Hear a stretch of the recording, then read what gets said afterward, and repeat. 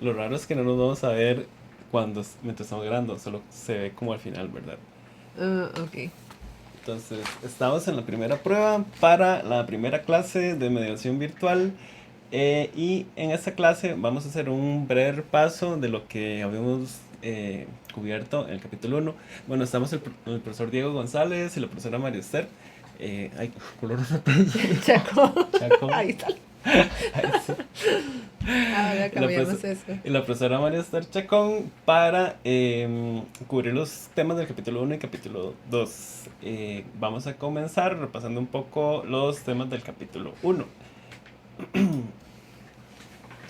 Bueno, vamos a recordar cómo es un análisis cuantitativo típico. Primero tenemos que recordar que tenemos lo que se llama la matriz, ¿verdad? Que van a ser todas esas sustancias que son diferentes de mi analito. Ya casi vamos a ver los significados de esto. Por otro lado, tenemos otro término que es la interferencia, que comenzamos a ver en la primera clase.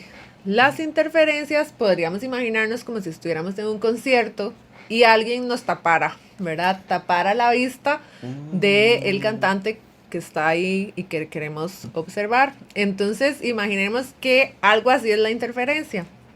¿Verdad? La interferencia va a ser esa especie química que causa un error en el análisis, ya que aumenta o atenúa la magnitud que se está midiendo, ¿verdad? Que interfiere, como su nombre lo dice, en el análisis.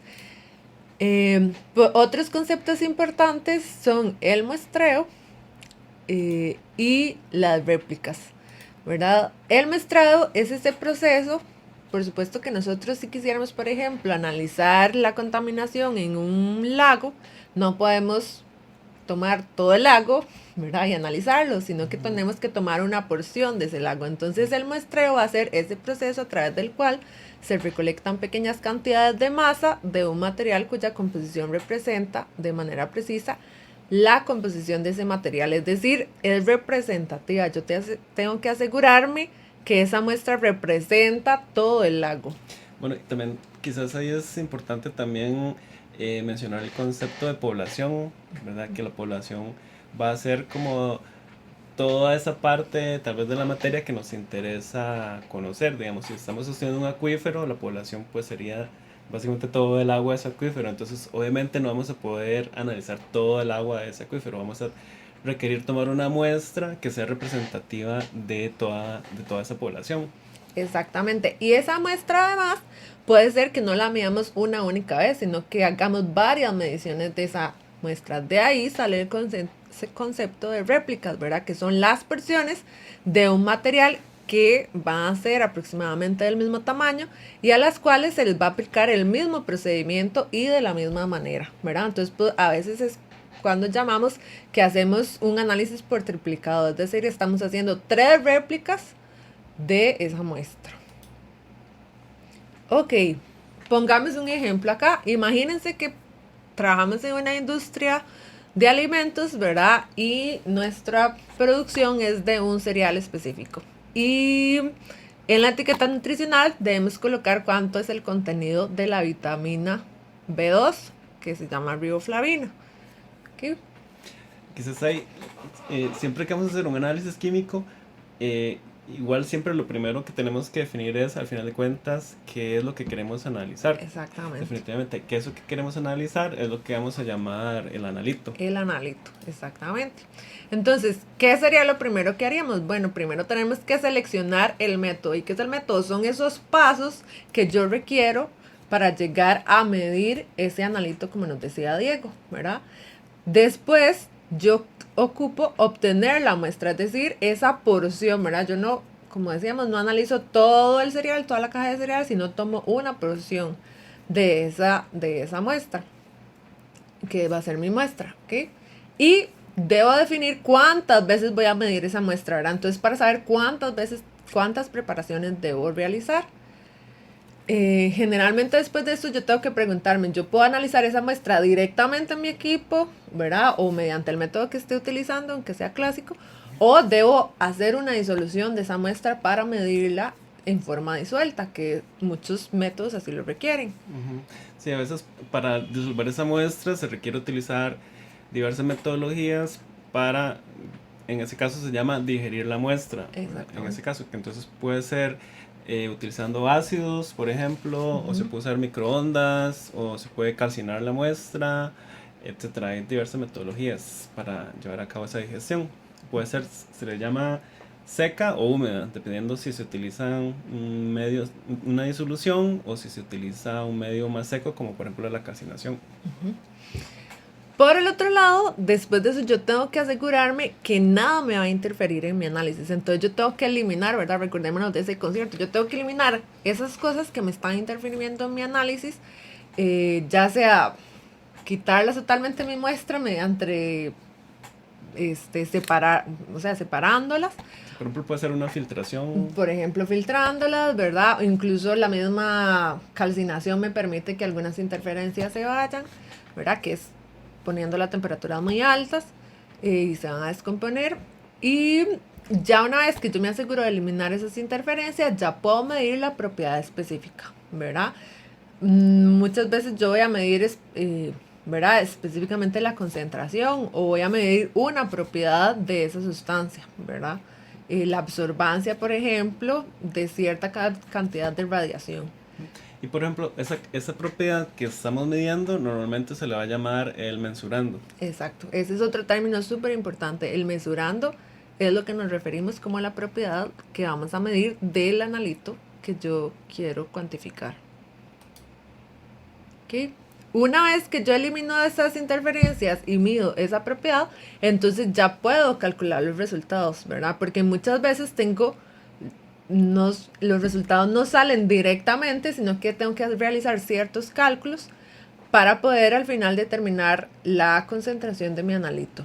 Y por supuesto que esos resultados tengo que asegurarme que sean confiables. Y esto es lo que se llama incertidumbre, ¿verdad? Que ya vamos a ver más adelante en el siguiente capítulo que es esa En incertidumbre. nuestro próximo programa. Okay. Otra cosa que hay que tener en cuenta es que para cada método, yo voy a utilizar diferentes tipos de reactivos. Algunos tienen que ser más puros, algunos no es necesario que sean tan puros. Y eso vamos a continuar viendo. Okay. ¿Qué? ¿Hablo yo? Sí. Bueno, podemos tener en realidad gran variedad de clasificaciones de las sustancias químicas. Estas son apenas algunas de las, digamos, tres principales que vamos a estar viendo en el curso. Que puede ser grado analítico.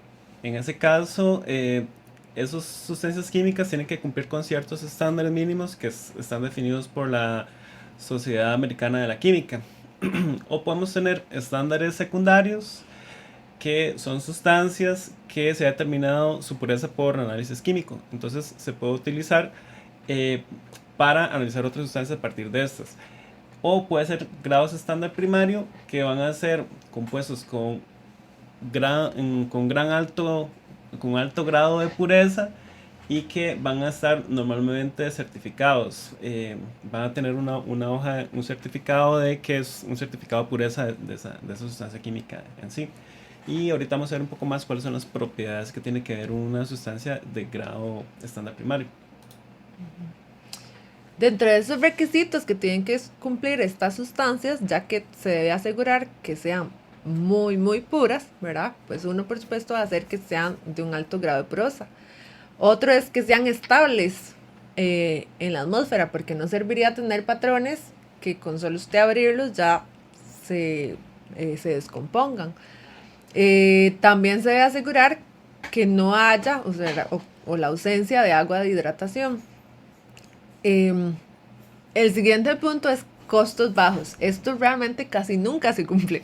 En realidad los patrones son sustancias muy caras y generalmente lo que sucede es que se busca que cada vez se produzcan con costos menores, pero en realidad son sustancias muy caras. Igual, algunas veces se puede escoger, si uno tiene suerte, entre un par de patrones, tal vez, pero normalmente este no es el caso. Normalmente los patrones son como muy específicos porque no muchas sustancias cumplen con estas características. Entonces, muchas veces no hay tantas opciones de dónde escoger en cuestiones de precio.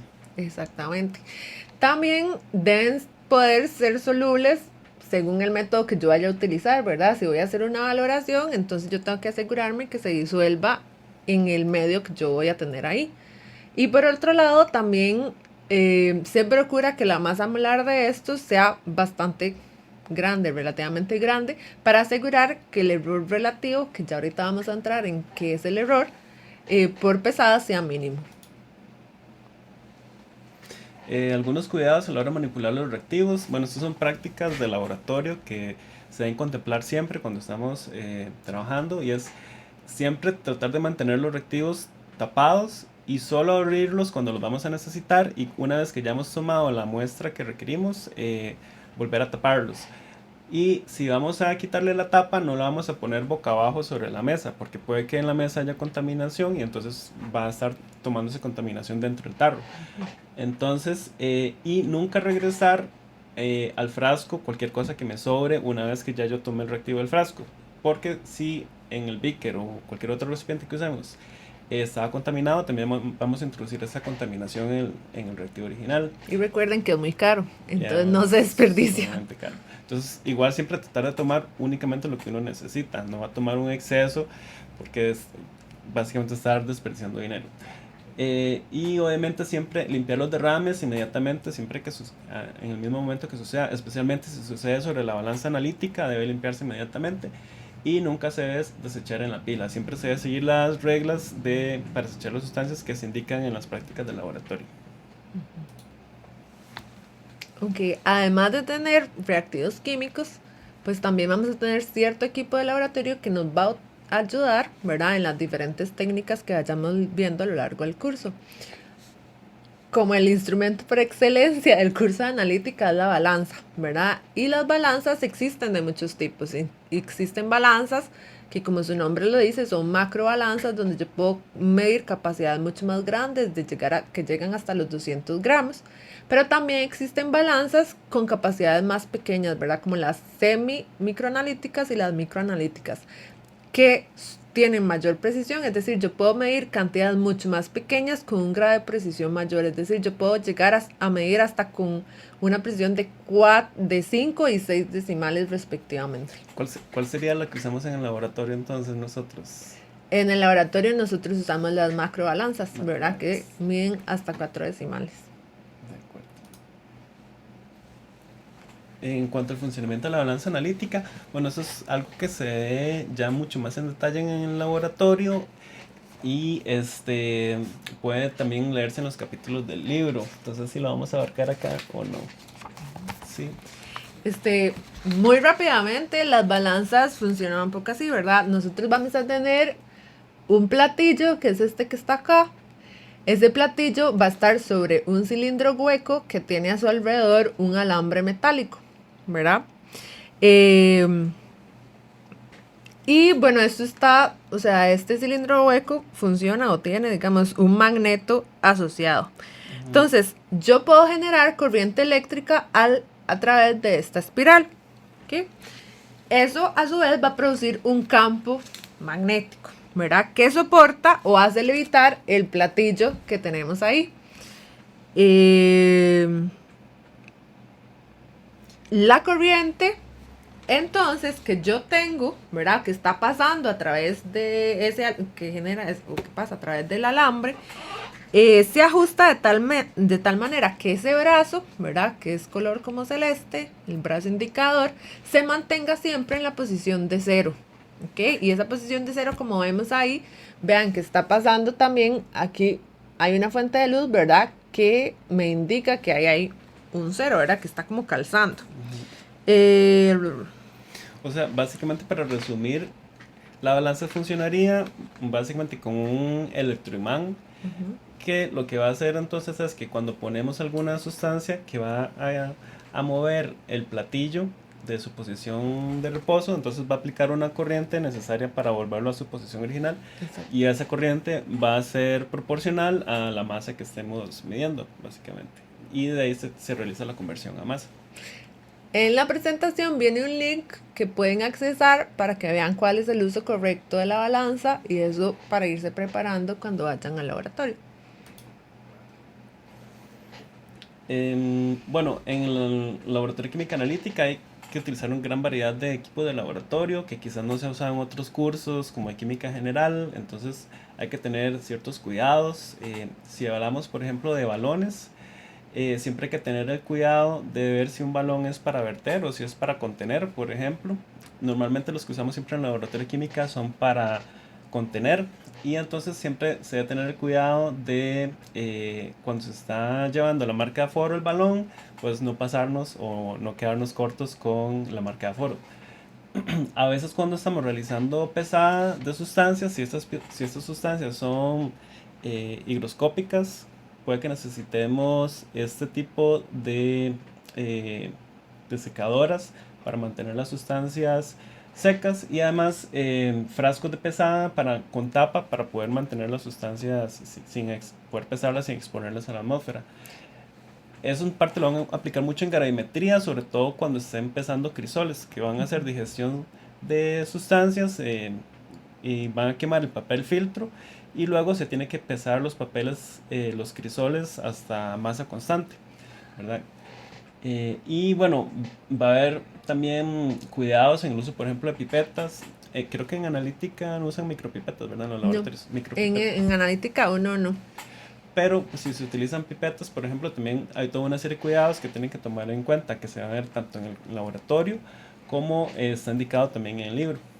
En particular es importante que el libro tiene un pequeño error y es que dice que se debe llevar la pipeta a la marca de aforo y luego secarle la punta. Eso no es correcto, debido a que si hacen eso puede que el papel tome algo del contenido interior de la pipeta. Entonces siempre más bien se seca la punta de la pipeta y luego se lleva la marca de aforo.